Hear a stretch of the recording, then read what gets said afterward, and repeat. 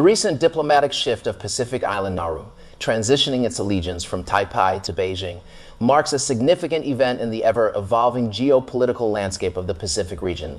This move, announced earlier this week, represents not just a change in diplomatic relations for Nauru, but also a pivotal moment in the broader strategic tussle between the United States and China for influence in the South Pacific. In a detailed national address, Nauru's president, David Adian, laid out the rationale behind this monumental decision.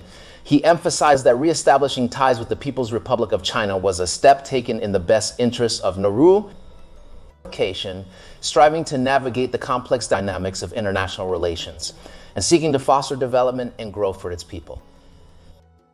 This announcement came in the wake of significant political developments in Taiwan.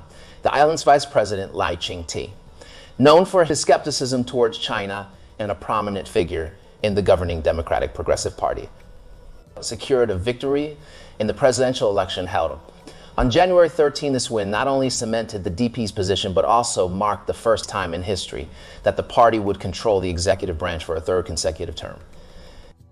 The United States, which has long been a dominant force in the South Pacific, finds itself increasingly challenged by China's expanding influence in the region over the years. The U.S. has seen some of its traditional areas of influence as it shifted its focus to other global priorities. Meanwhile, Beijing has steadily made inroads, offering enticing economic packages, funding social programs, and presenting itself as a partner in combating the pressing issue of climate change facing these island nations. Welcome back of another interesting chapter of our channel. Inventive Insights makes you discover the unfolding narrative of China's inventive ventures and expanding impact across various global regions.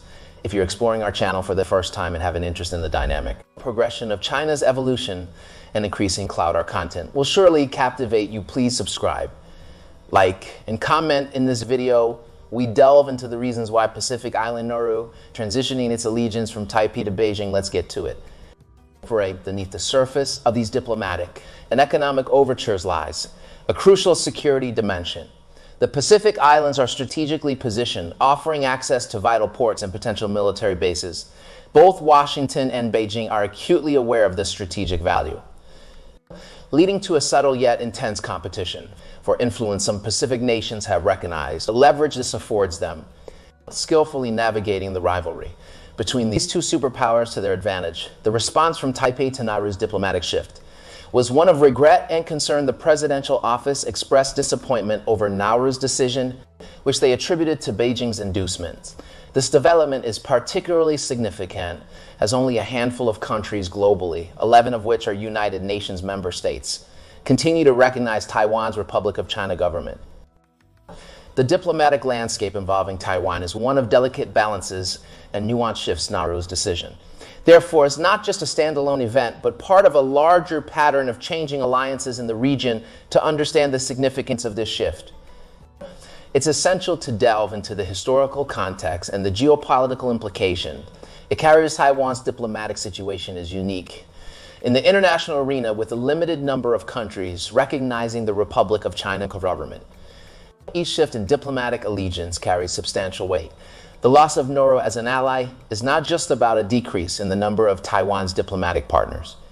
It's symbolic of the growing influence of the People's Republic of China, PRFC, on the global stage and the challenges faced by Taiwan in maintaining its international standing. 2019. A similar situation unfolded when Beijing succeeded in swaying the Solemn Islands, a key ally of Taiwan, to establish formal relations with the PPRC. This move was a significant blow to Taiwan's international presence. President Tsai Ing-wen of Taiwan, in response, firmly stated that her government would not engage in dollar diplomacy. To counter China's growing influence, this stance highlights the challenging tightrope Taiwan walks in balancing its diplomatic relationships while adhering to its principles and avoiding a bidding war with the economically mightier China. The switch by Nauru back to Beijing's fold is not unprecedented in its diplomatic history. 2002, Nauru made a similar move to establish ties with the PRC, only to revert back to recognizing Taiwan 3 years later. The reasons behind these shifts are complex, involving a mix of economic, political, and strategic considerations. However, Nauru's government, under President Adian, has not disclosed the specific motivation behind the latest switch, leaving room for speculation and doubt. The reaction from the United States to these developments has been one of concern. Laura Rosenberger, chair of the American Institute in Taiwan, the de facto U.S. embassy on the island, expressed disappointment over Nauru's decision. Her comments underscore the U.S. support for Taiwan as a democratic ally and its broader strategic interests in the region, the U.S. Despite not having formal diplomatic relations with Taiwan, maintains a significant unofficial relationship with the island, seeing it as a crucial partner in promoting democracy, transparency, and adherence to the rule of law in the region. The ongoing shifts in diplomatic relations in the Pacific are set against the backdrop of the U.S.-China rivalry, which extends far beyond the region. The South Pacific has emerged as a new frontier in this global contest for influence. The U.S., historically a dominant force in the Pacific, published its first ever Pacific strategy in 2022, outlining its approach to counter what it perceives as China's increasing assertiveness and influence in the region. This strategy accuses China of exerting diplomatic pressure and economic coercion on Pacific nations, a charge that Beijing has dismissed as nonsense. The strategic importance of the Pacific Islands, which has become increasingly apparent in recent years, lies at the heart of the U.S.-China rivalry in the region. These islands, though small in economic and military power, hold significant strategic value due to their geographic locations. They serve as key nodes in maritime routes, offering potential military and logistical advantages. The interest of major powers in these islands is not new. Historically, they have been pivotal in major global conflicts and have served as crucial bases during World War II to the U.S. Our engagement in the Pacific has seen ebbs and flows after a period of intense involvement during the Cold War. There was a noticeable decrease in attention as the U.S. shifted its focus to other global issues. However, the rise of China as a global power has prompted a renewed American interest in the region. The Pacific Strategy, released by the U.S. in 2022, is a testament to this renewed focus, underlining the strategic importance of these islands in the broader Indo-Pacific theater. China, for its part, has been steadily increasing its presence in the Pacific through initiatives like the Belt and Road Initiative.